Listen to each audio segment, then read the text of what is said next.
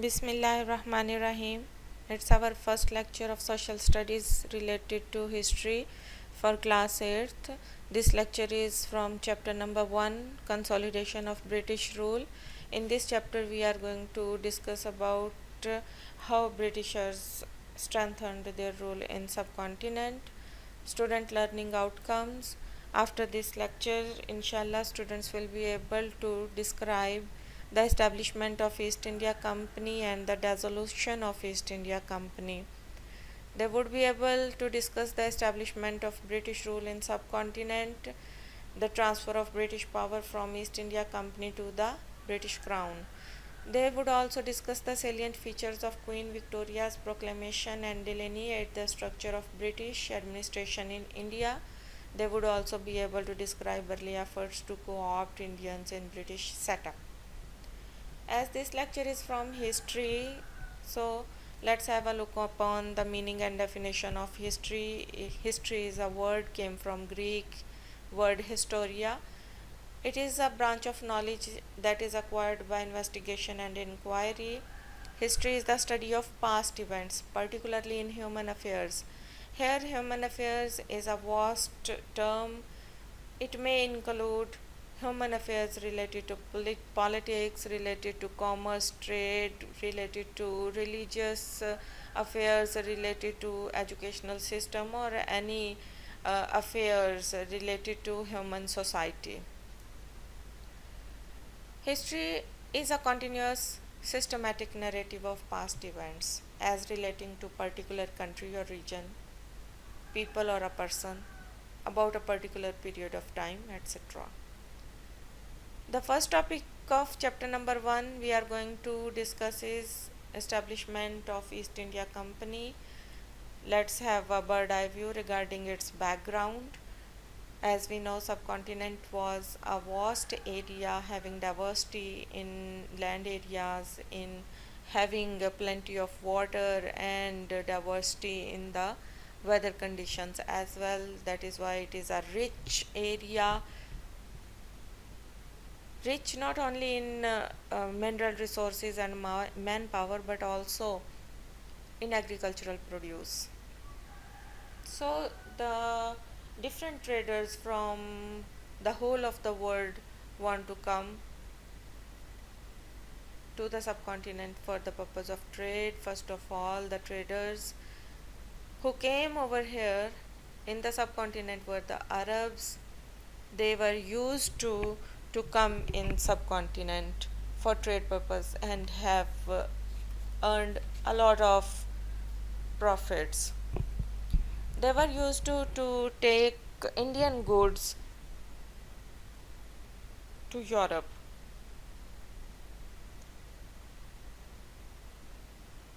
And after listening the stories about subcontinent from the Arab traders, the European nations also want to come over here in subcontinent for trade purpose. First of all, the European nation which came over here were the Portuguese. Portuguese sailor Vasco da Gama in 1498 discovered a new sea route to India with the help of a Arab trader Ahmad bin Majid, because in those days land routes were quite difficult to travel. That is why this new sea route opened a new gateway for the European nations. Portuguese earned huge profit from subcontinent. By seeing this, other European nations, especially the French and the Britishers, also followed them. The British traders superseded other European nations in trade with India, and in 1600 December 31st they established their trading company, East India Company. East India Company in Mughal period, it's our second topic we are going to discuss. Mughal Emperor Jahangir facilitated the company and exempted it from taxes, from various trade taxes. which made Britishers happy, and they built many trade centers in India. Mughal Emperor Shah Jahan also do the same. The company got more trade facilities and concessions from Shah Jahan. But Mughal Emperor Aurangzeb tried to annul some of the concessions and exemptions. But the successors of Aurangzeb were quite weak. No doubt the rule of Mughals continued till 1857, but the center became weak. They don't have their organized army, and due to their weakness, many of the rulers of different states and provinces declared themselves independent. So the Britishers started their conspiracies against the Mughal rulers. They started interference with Mughals and the other Nawabs and Maharajas as well. First of all, after the Battle of Plassey in 1757, they defeated Sirajuddaula with the help of traitors and captured Bengal. It was the beginning of East India Company's rule in subcontinent. After the Battle of Buxar, they strengthened their rule in Bengal, and within 100 years from 1757 to 1857 they captured whole of the subcontinent. After the War of Independence 1857, the Britishers took control of the reign of subcontinent. There were many reasons behind the war, especially the economic and the weakness of the Mughals, the independence declared by the governors of the provinces and the rulers of the states as well. There was no central authority which can control all such situations, and there was immediate reason that the Indian soldiers were provided tallow greased cartridges which they have to use after biting them with the teeth, and it was said that they were greased with the fat of cow and pig. It was against the sentiments of Hindus and Muslims, so there was a revolt against the British rule, and the abrupt war has been started. As this war was not planned without trained army, having no commanders, that is why the Indians lost the war, and the Britishers captured the whole subcontinent, India.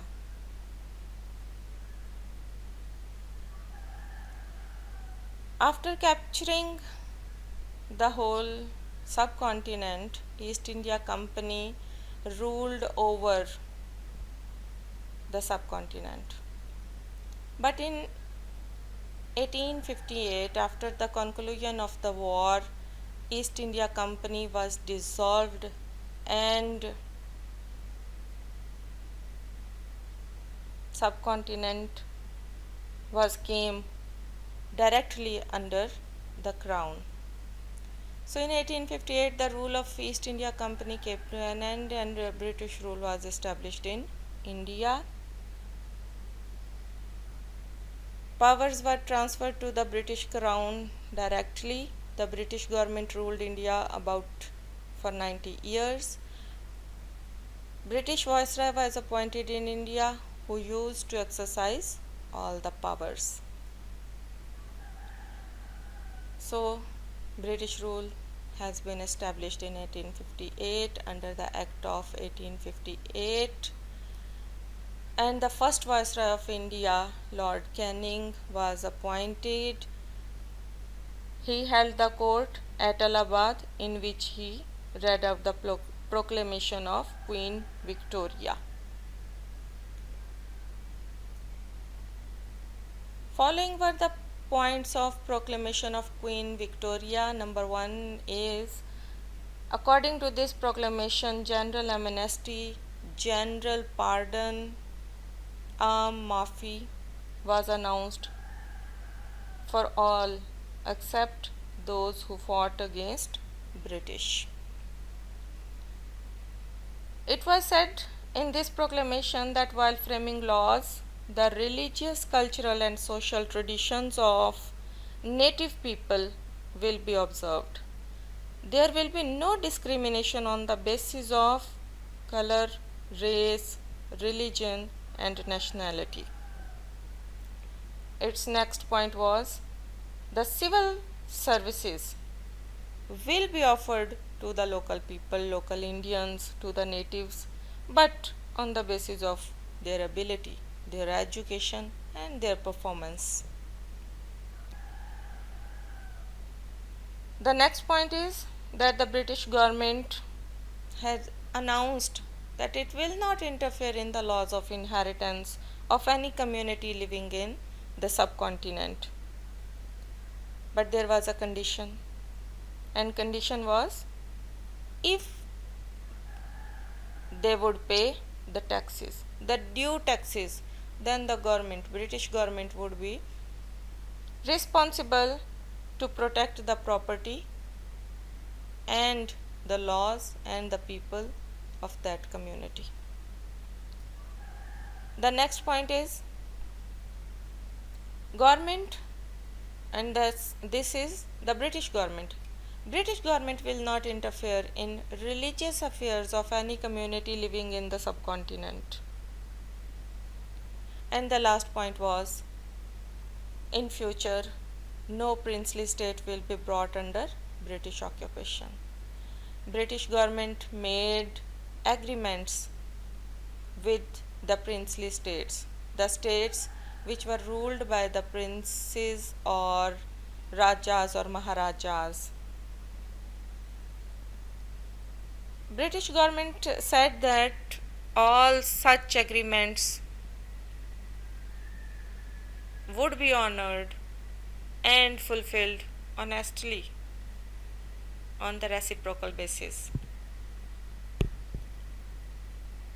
Such agreements contain almost same type of points, that princely states don't have any right to have their own currency, to have their own army, and they have to pay due taxes, reasonable amount of taxes to the British government, and they are expected from the rulers of such states to abide by the pacts or the agreements.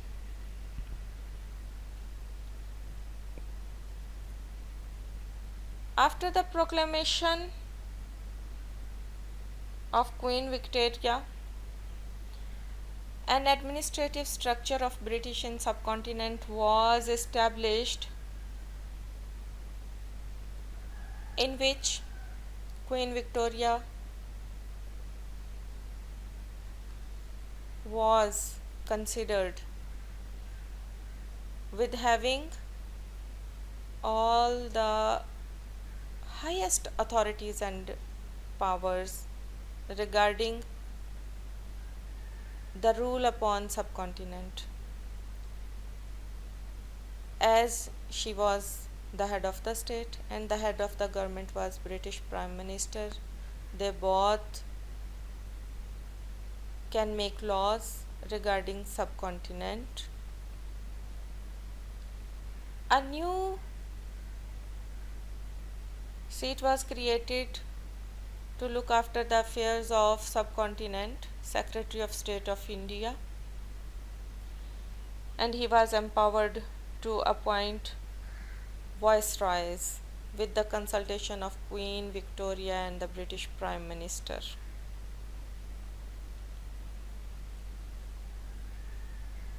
The Viceroy of India was empowered to appoint the provincial governors with the consultation of Queen and British Prime Minister. Queen Victoria, British Prime Minister, Secretary of State of India, they were permanently in England.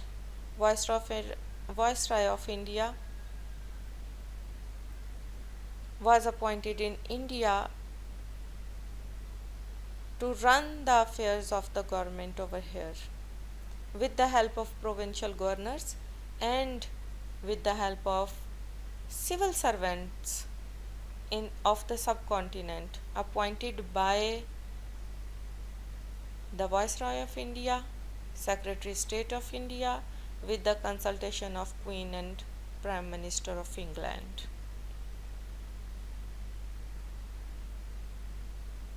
A Council of India was constituted, which has 15 members. This council was constituted to implement the policies of British government in the subcontinent, and it was presided over by the Secretary of State. All these members of this administrative structure are Britishers, and no any local or native member was included in this administrative structure.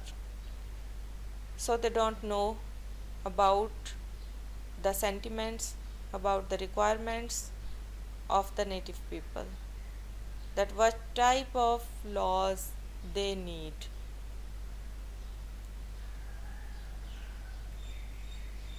So the efforts have been started for inclusion of native people in British administration of subcontinent. In these initial efforts,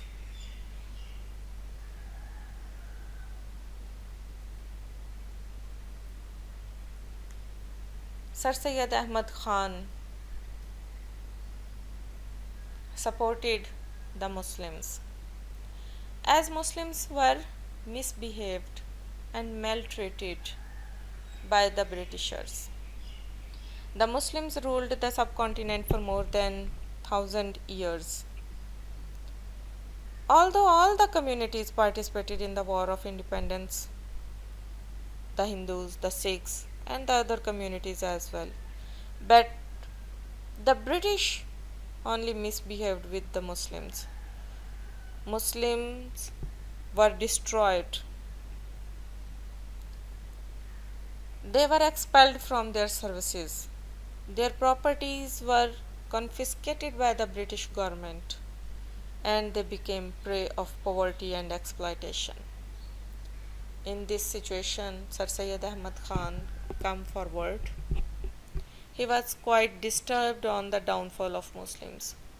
So he started efforts to restore the status of Muslims in subcontinent. He wrote a pamphlet, a small book having a few pages, with the name of Causes of Indian Revolt, in which he told the Britishers that Muslims were not only the single community who participated in the war of independence, in the revolt. There were also other communities. So why the British government promulgated laws against the sentiments of native people, especially against the Muslims?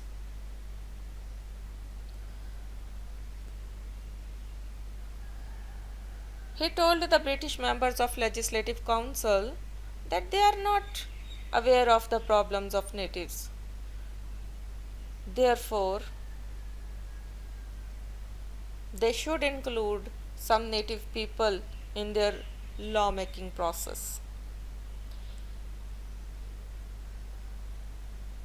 The suggestion of Sir Syed Ahmad Khan was accepted, under the Act of 1861,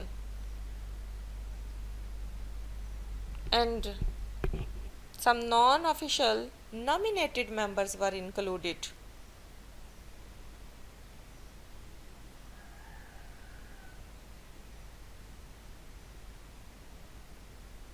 In new lawmaking council, although they don't have any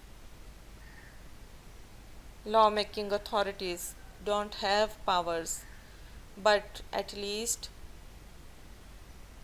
the initial effort of Sir Syed Ahmad Khan were fulfilled and some native people were included in the administration structure of the Britishers for subcontinent. It is our today's lecture. I hope all of you got it well. While winding up, have a small recap. Today we have discussed about the establishment and dissolution of East India Company. East India Company was established in 1600 and its dissolution happened in 1858 under the Act of 1858 after the War of Independence. And after that, the British rule was established over India. Under the proclamation of Queen Victoria, some rules have been introduced in India. An administrative structure of British in subcontinent was also discussed, which have been introduced by the Britishers in subcontinent, in which no native people or members were included. So Sir Syed Ahmad Khan started his efforts and wrote a pamphlet, Causes of Indian Revolt, and told the Britishers that they are not doing well with the Muslims especially. Here are some home assignments for the students. Please students read chapter number 1, Consolidation of British Rule, from page number 1 to 4, so that you should be able to write the answer of the following questions. We have discussed all these things in this lecture. You know when was East India Company established. Write the answer shortly. Who proposed the British government to include the native people into legislative council? You know very well. The most prominent leader of the Muslims of that era. Write a note on the establishment and dissolution of East India Company.